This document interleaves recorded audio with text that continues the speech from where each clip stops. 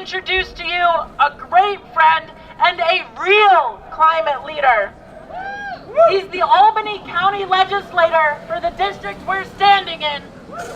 And he's also the co-chair of the Sheridan Hollow Alliance for Renewable Energy, or SHARE for short.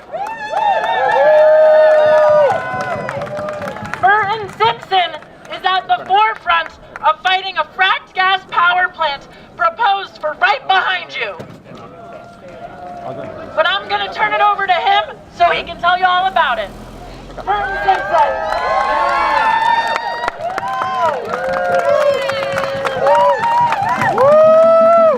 Good afternoon, everyone.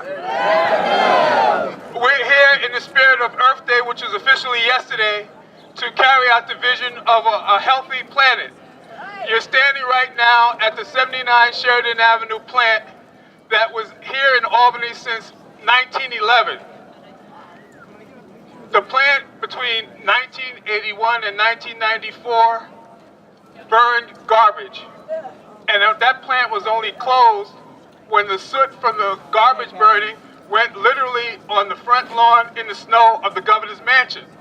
The fact that people were exposed to cancer, asthma, and other health-related diseases was not an important factor for them.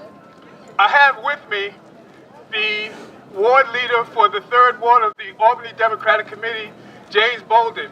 He was also my predecessor in this legislative district between 1987 and 1991. To read you the official permit that describes what this plant actually deals with right now. The permit, which was from 2012 and expired May of 2017, and I imagine they re-upped it, describes it as this.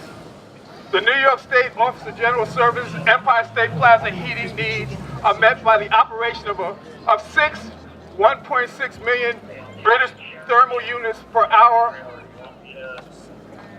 of burning fuel. All of the boilers burn natural gas and are capable of using number 2 fuel oil as backup. Other sources of emission include 2 diesel and 1 number 2 exempt emergency generator. So make no mistake about it, there's no denial about what's used.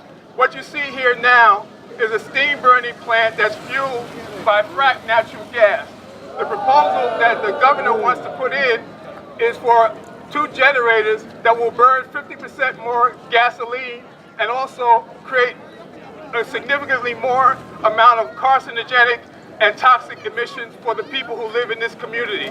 And by the way, the distance between here and the governor's mansion is a little bit over a mile, but the distance that these fuels can travel is up to 20 miles.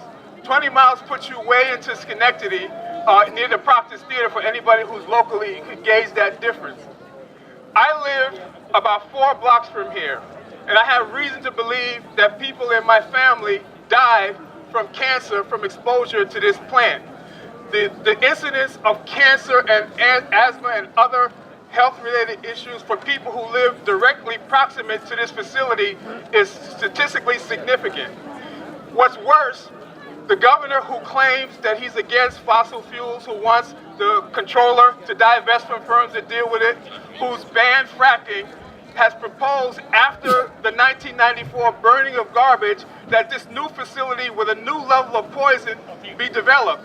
What's even worse, when this plant was closed in 1994, the number of houses that you see on this side and the other side of the street were not there. This was a light industrial area.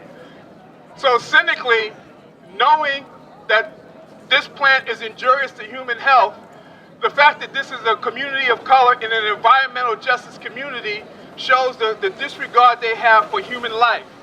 It's bad enough that this plant has been here and the people who've lived here have been exposed to toxic emissions since 1911. But the fact that we know more about the carcinogenic and health challenging effects of this plant, the idea that the governor can claim with lofty goals that he's against fossil fuel emissions, for him to be proposing the implementation of this plan shows there's a real gap between what he says and what he does. We got to get him to walk the walk instead of just talking the talk. It's like W.C. Fields used to say, even break and never wisen up a chump. We got a problem here.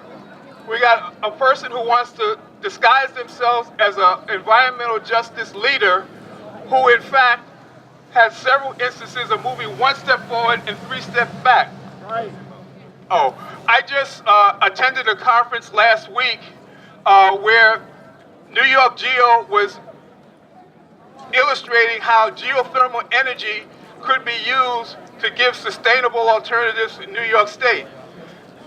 At that same date, the Rockefeller Institute had a seminar on financing alternatives to fossil fuels.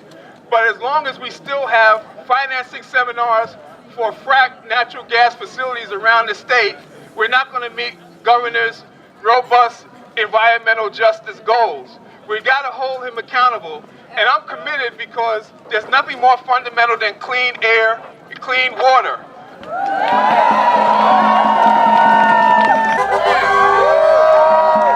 As I stated earlier, this plant is actually in an environmental justice community with middle and working class people.